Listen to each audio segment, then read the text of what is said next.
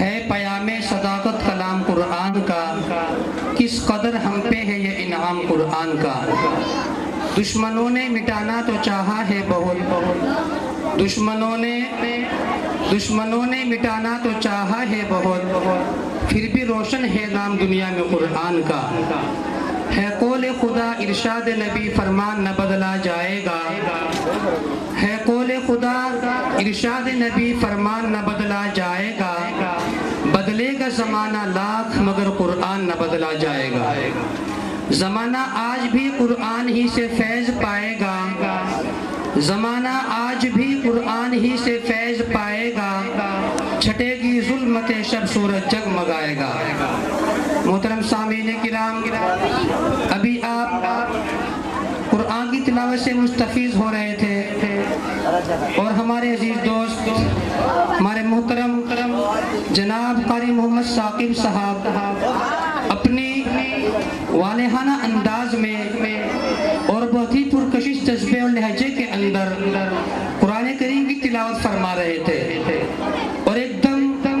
پوری مجلس پر سکتہ طاری ہو چکا تھا، کیونکہ قرآن کریم کے اندر وہ تاثیر ہے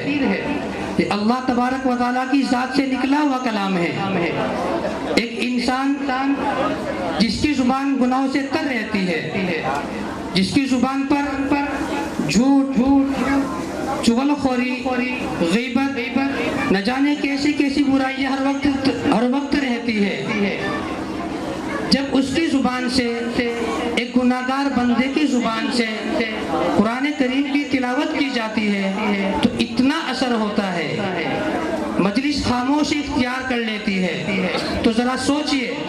وہ کلام جو پڑھا جا رہا ہے، وہ کلام جس کو تلاوت کیا جا رہا ہے،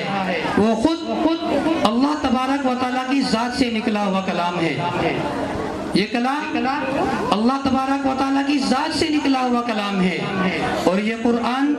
ایسا قرآن ہے کہ اس کے ہر لفظ کے اندر ہدایت ہے۔